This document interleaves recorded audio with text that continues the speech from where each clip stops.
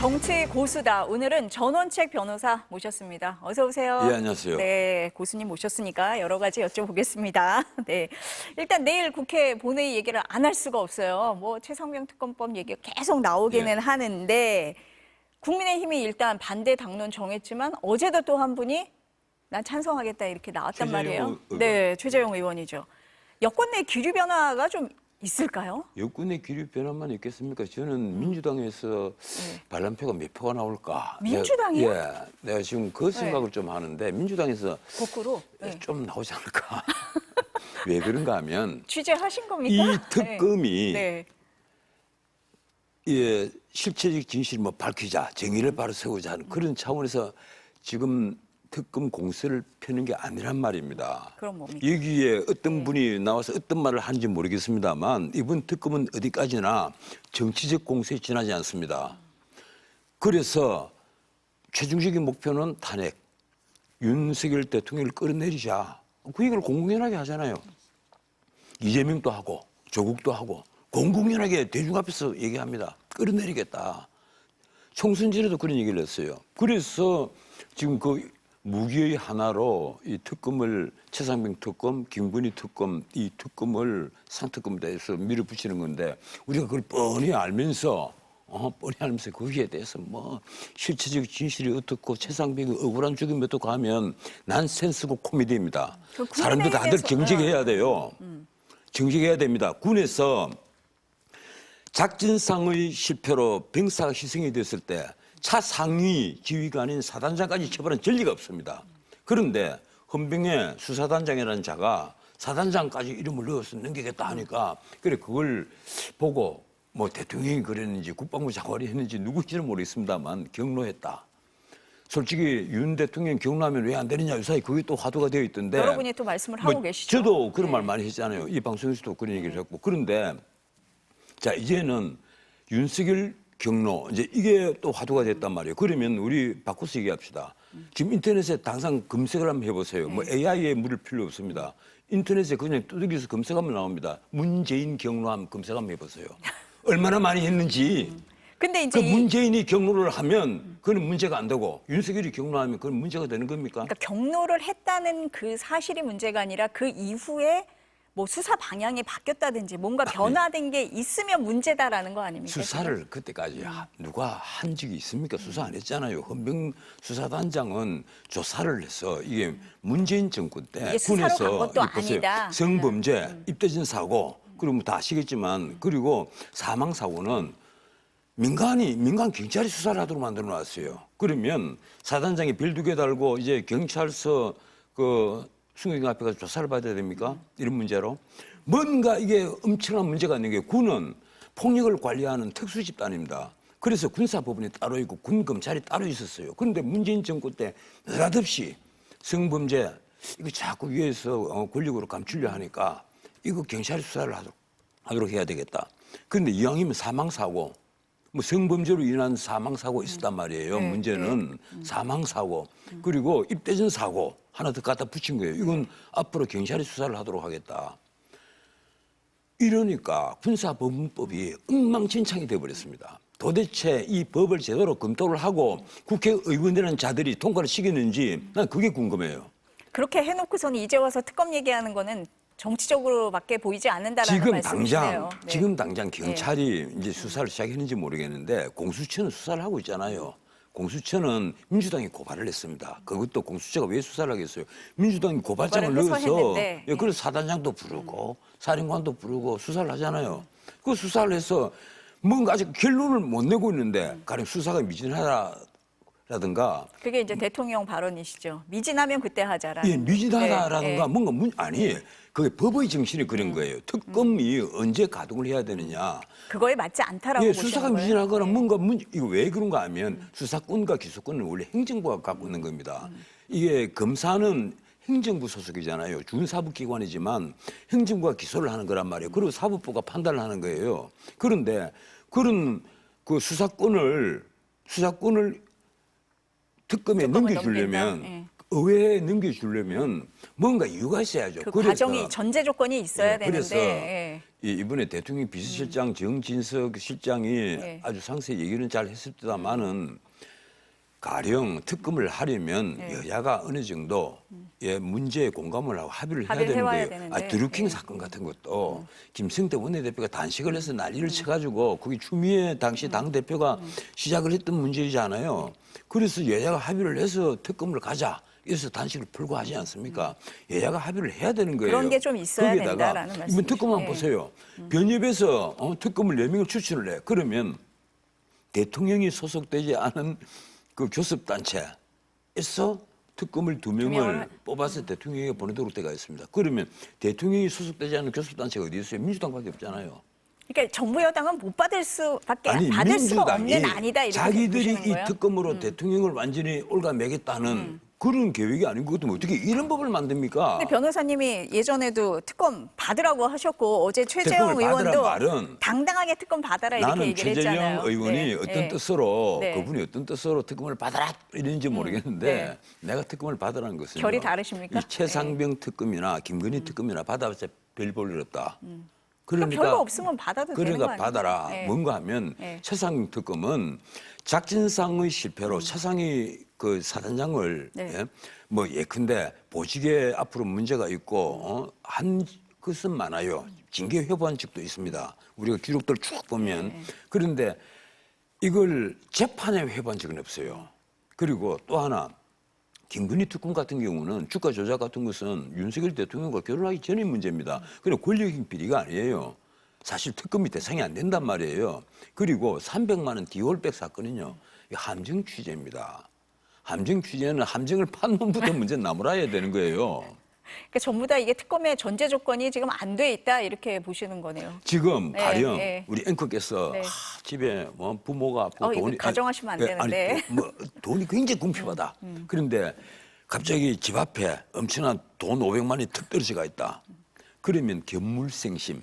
그걸 주우면 이제 점유탈물 횡령죄가 돼버립니다. 그런데 누군가가 일부러 저 앵커를 내가 함정 팠다고. 아유, 그거는 조지해야지. 이래서 대문 앞에 슬그머니 500만 원 갖다 놨어. 요거는 비슷하게 이렇게 가정할 사안은 아닌 것 같은데요. 글쎄. 네, 아유, 그래서 그렇게 보신다. 이거 함정 함정수사, 취재다. 함정 취재는 나쁘다 이거예요. 형사들이 많은 버스에 올라타서 네, 일부러 네. 이게 옷을 열어놓는 거예요. 근데 속에 돈이 막 빠질 듯이 있어. 그러니까 그렇게 보시는 소매치기가 거잖아요, 지금. 네, 아니라도 네, 네. 그 돈을 보면 가난한 사람들은 괴물생심이란 말이에요. 한 장은 집어낼 수 있는 것처럼 또 보이거든요. 대통령 부인에게 아니, 적합한 비유는 아니신 것 300만 같으니까. 원짜리 디올백을 그 가린 직번을 해서 갖다 줬단 말이에요. 예? 그런데 그걸 받아서 그 자기가 그걸 한 번에 사용을 해서 모르겠는데 그냥 대통령 기록물 한 대 넣어버렸다는 거 아니에요. 뭐 처리를 어떻게 하고 그리고 계실지 저희가 그건요 알 수는 없는 거죠. 사실 법에 처벌할 조항이 없어요. 그 처벌할 조항이 없는 걸 특검을 해서 뭘 없는데 왜 하겠다는 거예요. 하냐? 아니 근데 일부 여당 일부에서는 그럼 선제적으로 우리가 수정안 내자 뭐 이런 얘기도 하잖아요. 그 말이 뭔가 예. 하면 적어도 특별검사는 객관성을 가지는 이게 워낙 정치적 공세처럼 보이니까 객관성을 가지는 가령 변협에서 애초에 2명을 추천을 하도록 한다든지 아니면 사회 시민단체에서 추천을 한다라든지 그렇게 해서 객관성을 가지도록 해야지 이걸 민주당이 자기들 마음대로 입맛에 드는 그 사람을 특검으로 추천을 하면 결국은 정치적 공세를 한다. 하겠다는 거예요. 예. 그럼 수정안 낼 가능성이나 뭐 합의 가능성은 있다고 보세요? 글쎄, 예. 제가 솔직히 말해서 대통령 같으면 다 해라. 하라고 해라 할 하고 텐데. 나는 만세 이러고 있겠습니다, 그냥. 그리고요, 예. 이러면 이래서 어떤 문제가 생기는지 압니까? 대통령도 살기를 찾아야 되잖아요. 그럼 살기는 뭐예요?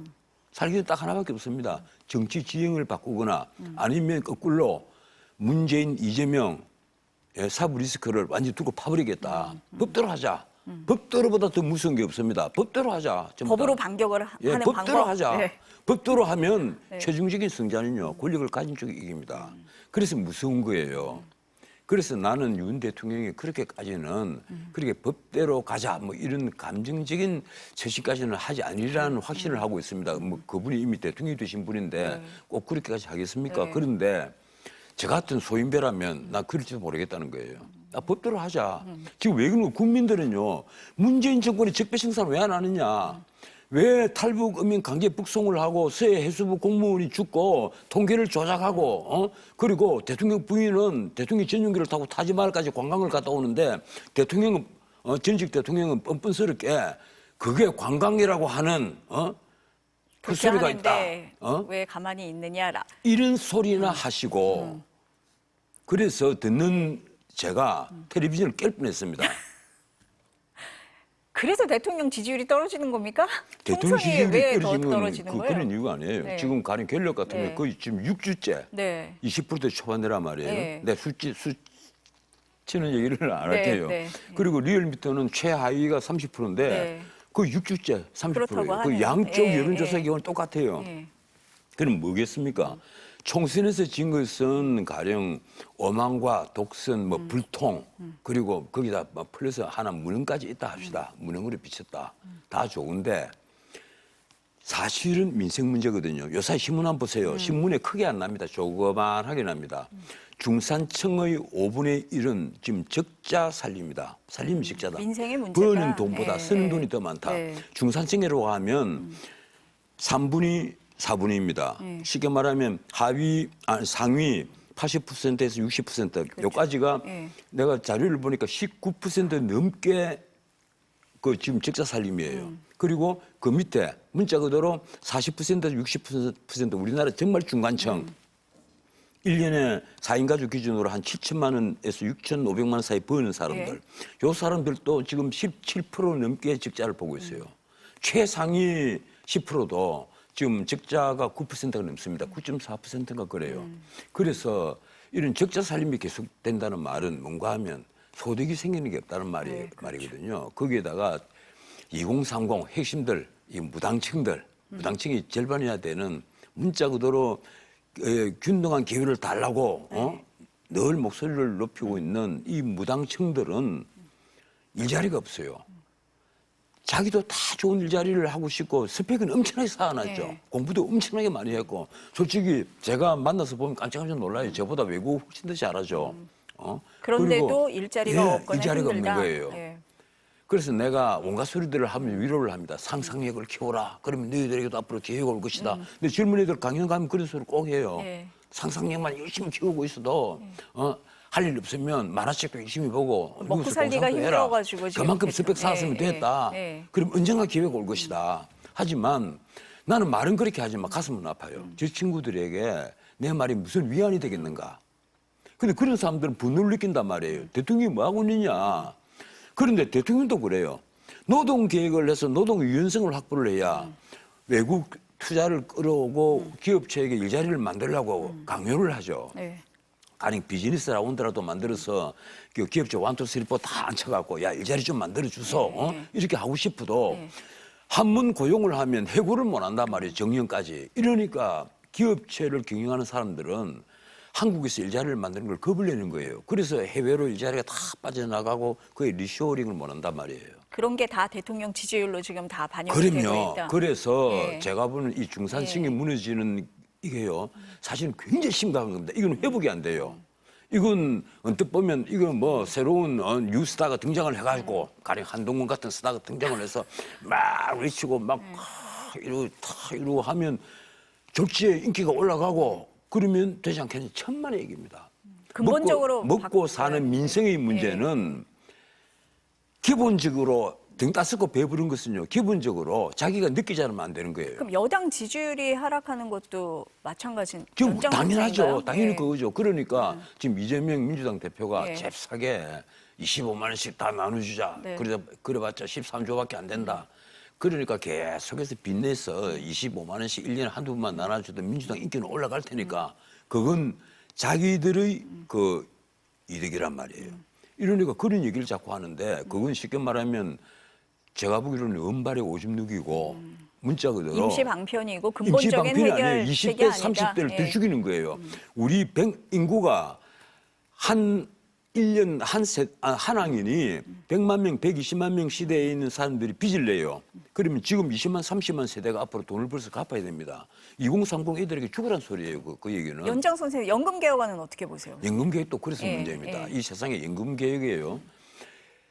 참 이거 어느 정치인들이고 연금 개혁에 다 머리를 다 숙이고 있거든요. 가령 에마뉘엘 마크롱이 노동 개혁은 1년 동안 밀어붙여서 잘 성공을 했어요. 네. 그런데 연금 개혁을 하려고 하니까 노란 조끼 사태가 벌어진단 말이에요. 이게 무서운 거예요. 더 많이 내고 네. 적게 받아라. 지금부터는. 이러니까 저 밑에 지금까지 받고 있는 사람들은 모르겠는데 더 밑에 있는 사람들 화가 나잖아요. 그럴 수 뭐 있죠. 어째 예, 더 많이 예, 내고 예, 예. 내 버는 것 중에 앞으로는 뭐 절반 가까이 내고 그럼 받는 것은 나중에 그보다 훨씬 적다. 적게 네. 이러니까 화가 난단 말이에요. 그래서 이 임금 계획을 어떻게 하느냐. 쉽게 말하면 또 하나의 임금 제도를 두자 뭐 이런 얘기들을 하는데 예. 저는 옛날부터 그런 주장을 합니다. 국민연금 원하는 사람들은 그걸 민간에게 이양을 하도록 해주자. 민간이 몇 해결합니다. 지금 해결책 말고 민간의 다른 생명보험들 방법을. 있잖아요. 네, 이 네. 민간들에게 인수해 줄 수 있는 부분은 인수를 시켜버리자. 민간들은요, 민간 기업들은 자주간에 경쟁을 서로 하기 때문에 어떻게든지 비용도 줄이고 해서 일단 비용부터 줄여요. 근데 그래서 그 안까지 지금 이제 가려면 너무 험난하고 지금 국회에서 여야 합의도 안 되는 지금 이런 그런데 상태잖아요. 생각해 네, 보세요. 네. 이게 소득 네. 대체율 44%냐 45%냐 그 예, 코미디 같은 예, 소리 하고 있어요. 예, 그게 돈 많은 차이라는데 예. 그 장난치는 것도 아니고 예. 그 문제가 아니에요. 진짜 큰 문제는 얼마를 걷느냐는 거 아니에요. 13%냐. 13%는 같이 여야 합의가 그래 됐잖아요. 여야 합의인데 예, 그걸 예. 막상 두드리고 하려 예, 보니까 국민들이 분노를 해서 광화문에 500만이 모이고 1000만이 모일 것 같으니까 그건 못 한단 말이에요. 그럼 지금. 이재명 대표가 먼저 이 제안한 거에 대해서는 어떻게 보세요? 그래도 두들기고 나면 네. 일단은 당하는 사람은 집권 여당을 공격을 하지 욕을 하지 그럼 이재명 이재명 민주당을 대표는 욕하지 않죠. 손해볼 이재명 거 민주당은 없다? 당장 그렇게 네. 해놓고 또 25만 원씩 나눠주겠다는데 그걸 왜 욕을 하겠어요. 그럼 민생 이슈를 지금 민주당이 가져간 겁니까? 그런데 네. 이제 결국 이재명 민주당도 자기 무덤을 자기가 파는 겁니다. 나는 그 기본소득이니 기본주택이니 하는 이게 정말 말도 안 되는 이상한 이론부터 시작해서 도대체 국가재정학 공부는 전혀 하지도 않고 그렇게 해서 이게 가령 우리가 말입니다. 그 국가 채무와 국가 부채라면 그 개념조차도 이해 못하는 사람들이 정치인 중에 한 80%가 돼요. 우리 언론인들도 그렇습니다. 일단 던지고 본 거다라고 보시는 거예요? 국가 그러면? 채무가 예. 어떻고 국가 부채 그 둘을 구분을 못 해요. 지금 당장.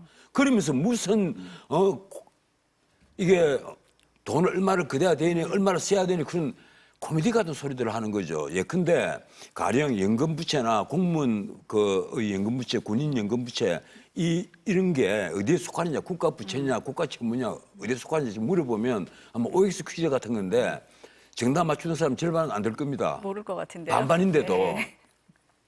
그럼 정부 여당은 받을 수가 없는 국가 아니에요? 채무라는 것을 네, 지금 네. 우리가 말하는 것은 네, 우리가 가령 문재인 시대 때 박근혜에게서 한 600조도 안 되는 국가 채무를 물려받아서 1000조가 넘게 그 퇴임하는 그 22년 말에 1100조가 돼버렸잖아요. 그렇게 만든 그 장본인 평소에 예산이 한 400조면 충분할 걸 600조로 예산을 확 늘려서 있는 돈 없는 돈 다 써버린 문재인 같은 사람의 문제를 짚을 때는 국가 채무입니다. 대한민국 정부가 당장 최종적인 지급 책임을 져야 될 모든 부채, 그게 국가 채무라고 불러요. 네. 그런데 우리 신문 한번 보세요. 그 국가 채무라고 써야 될 제목을 국가 부채라고 써놓습니다. 국가 부채는 거기에다가 미래의 부채, 예컨대 연금 부채라든가 그리고 심지어 정부가 최종적인 지급 책임을 지는 공기업 부채 이런 걸 다 포함하는 개념이에요. 그러니까 변호사님 말씀하시는 거 들어보니까 대통령 지지율이나 여당 지지율 떨어지는 거 다 먹고 사는 문제고 먹고 사는 연금 문제. 개혁도 다 미래 세대를 생각해야 되는데 정치권에서 이게 뭐 정치적으로 공세거리로 잡는 거는 말이 안 된다 지금 이렇게 보시는 거잖아요. 우리가 박정희 네, 대통령이 네. 독재인 줄 다 알았잖아요. 그런데 왜 박 대통령이 돌아가셨을 때 사람들이 길거리 나와서 땅을 치면서 통곡을 하겠어요?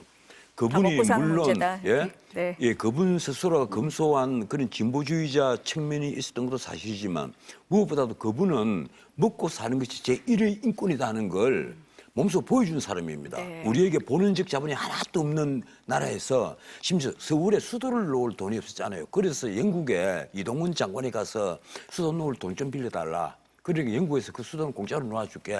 이렇게 말을 했다는 거 아닙니까? 그러면서 돌아오면서 그렇게 눈물을 흘렸다는 거예요. 비행기에서. 네, 그렇게 가난한 나라에서 먹고 사는 문제를 해결해 준 사람이 박 대통령이었단 말이에요. 이러니까 독재한 줄 알면서도 눈물을 흘리는 거예요. 네, 알겠습니다. 박 제가 대통령에 대한 존경하는 이유도 거기에 있습니다. 예. 평가는 네, 저희가 좀 오늘 내가 하고요. 온갖 얘기를 다 네, 하는데, 너무 예. 많은 얘기를 그 인사 얘기 한번 해볼게요. 그 예. 지금 박정희 대통령 말씀을 하시니까 박근혜 전 대통령 청와대에서 근무했던 정호성 전 행정관 인사는 어떻게 보세요? 대통령 저는 윤 비서관으로. 대통령에 대해서 예. 깜짝깜짝 놀랄 때가 예. 있습니다. 난 이분에 대해서 딴 거는 다 그래도 좀 웃고 넘어가겠는데 인사 문제는 정말 웃고 인사. 못 넘어가겠어요. 네. 이게 한두 분이 아니에요. 가령 장관을 임명해서 박문규 장관입니까? 3개월 만에 너 수원에 출마해 출마하셨죠. 이래서 예, 그냥 예. 잃어버리죠. 그리고 가령 정치실장으로 임명을 했다가 한 달 만에 갑자기 비서실장으로 바꿔버리죠. 가령 이번에도 그렇습니다. 문고리 3인방의 정호성 그 3인방 중에서 가장 시끄러웠던 양반이거든요. 그렇죠. 이분이 문을 딱 잡고 있으면 아무도 통과를 못한다. 이런 분이었는데 그래서 징역 1년 6월을 받았잖아요. 그럼 만기 출소를 했습니다. 그래 윤 대통령이 직접 수사하시고 윤 대통령이 수사를 한 책임자고 한동훈 예. 장관이 아마 조사받았을 거예요. 네. 그런데 그 두 사람이 그렇게 해서 감옥에 보낸 자가 정호성인데 그 정호성을 다시 쓴다. 그리고 그 쓰는 것도 시민사회 수석실의 제3비서관. 글쎄요. 그리고 이분을 사면 복권시킨 사람은 또 윤석열 대통령이란 말이에요. 네. 22년 사면 복권을 시켰던데 나는 뭐 사면 복권 시킨 줄도 몰랐습니다. 그 앞에 집행유예 받은 것도 하나 있었잖아요. 네. 그거는 이제 그 국정원의 특수활동비를 청와대 상납하는 과정에서 개입을 해가지고 그 집행유예를 받았는데 집행유예 3년이었죠. 그런데 3년 또 다 가기도 전에 사면 복권을 시켜버렸어요. 네. 그런데 그래 놓고 나서 비서관을 시킨다. 이 비서관이요. 어떻게 보면 뭐 낮은 계급이지만 제 눈에는 별거 아닌 것으로 보이지만 사실은 또 한편 제가 봐도 네. 거의 차관급이잖아요. 대통령실 안에 있다는 예, 것 자체가 그리고 대통령을 하루에 몇 번 만나느냐 그거는 갖고 참, 권력을 가지냐 안 가지냐를 따지는 나라인데 글쎄요. 난 대통령이 왜 이렇게까지 하는지 정말 공감 비서관을 못 찾아서 그러는지 공감 비서관을 못 찾아다 그러면 저라도 해드릴 수 있는데 그건 왜 그렇게 못 찾았는지 정말 궁금해요. 조금 뜻밖의 인사다. 오늘 저희가 거대 담론을 얘기하다 보니까 시간이 너무 빨리 간 것 같습니다. 네, 오늘 말씀 여기까지 듣겠습니다. 예, 고맙습니다.